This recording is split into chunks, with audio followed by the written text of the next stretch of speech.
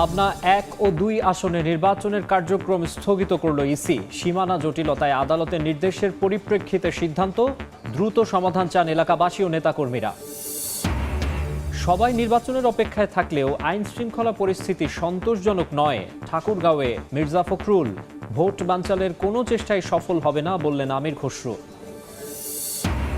তারেক রহমানের সফর ঘিরে উত্তরের জেলায় জেলায় ব্যাপক প্রস্তুতি। ব্যানার ফেস্টুনে ছেয়ে গেছে পুরো জনপদ। নেতাকর্মীদের মাঝে উৎসবের আমেজ, নিরাপত্তা জোরদার।